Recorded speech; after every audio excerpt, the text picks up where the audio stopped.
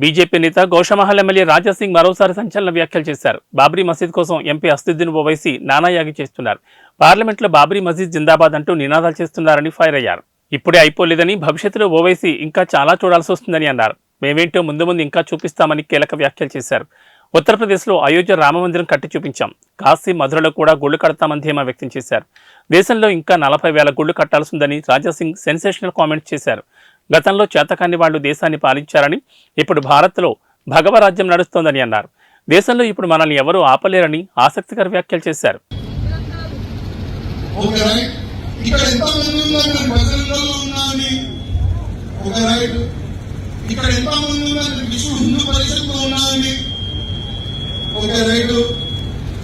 చాలా మంది కూడా చేయలేరు, అంటే వారికి సంపర్కం లేదా ఏంది.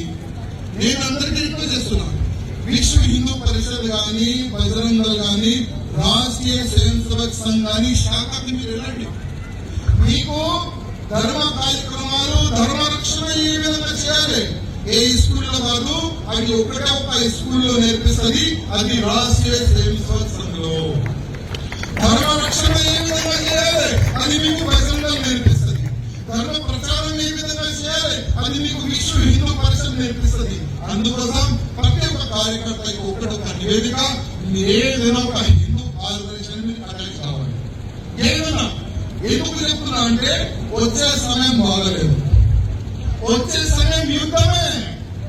ఎందుకు యుద్ధం అంటున్నా అంటే, వచ్చే సమయం మన భారతదేశం హిందూ రాష్ట్రం అవుతుంది.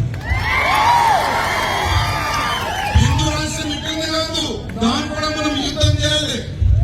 యుద్ధం చేస్తేనే హిందూ రాష్ట్రం అవుతుంది. యుద్ధం చేస్తేనే అయోధ్యలో భవ్యమైన రాముడి ఎంతో మంది రామ భక్తులు ప్రాణ త్యాగం చేశారు. అప్పుడే అయోధ్యలో భవ్యమైన రాముడి గుడి ఇవాళ మనం చూస్తున్నాం. కాశీ కూడా చూస్తారు కదా, మధుర కూడా చూస్తారు కదా. ఒకప్పుడు మన స్లోగన్ ఏముండే, కాశీతో అయోధ్యతో ఏక్ ఝాంకీ హై, కాశీ మధుర అభి బాకీ. ఆ స్లోగన్ ఏదన్నా మర్చిపోయినారా? ఆ స్లోగన్ ఇప్పుడు పూర్తి అవుతుంది.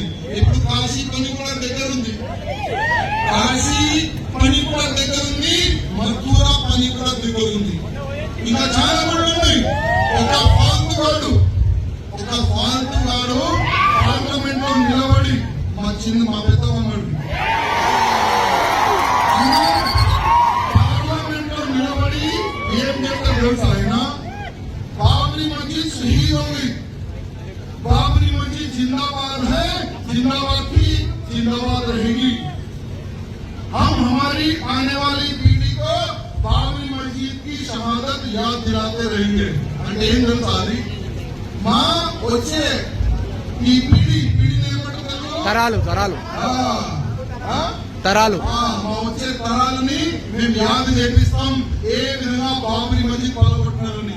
ఆ బిడ్డ మేము కూడా మీకు మర్చిపోయేలా అట్లాంటి పని చేస్తూనే ఉన్నాం.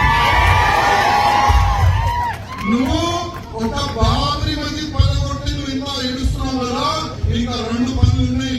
ఇంకా నువ్వు ఆవేశం పడకు, ఇంకా నువ్వు చాలా ఏ విధంగా కోర్టు ఆదేశంతో భవ్యంగా మనం గుడి కట్టినాం, రాముడి గుడి. అదే విధంగా కోర్టు ఆదేశం వస్తుంది, కాశీలో కూడా మనం గుడి కడతాం. అదే కోర్టు ఆదేశం వస్తుంది, మధురలో కూడా మనం గుడి కడతాం. ఇంకా మనం ఇంకా ఆగం కూడా ఈ 3 గుళ్ళు కూడా మనం ఆగం.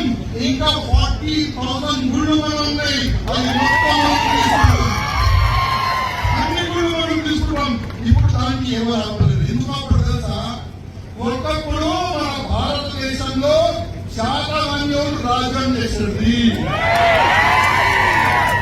ఇప్పుడు మన భారతదేశంలో భగవరాజ్యం ఉంది, రాజ్యం ఉంది. ఇప్పుడు ఎవరెవరు ఆపలేరు.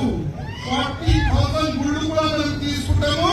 మన భారతదేశానికి హిందూ రాష్ట్రం కూడా మనం చేస్తాం. ఇప్పుడు ఎవరు ఏ శక్తి కూడా ఆపలేదు.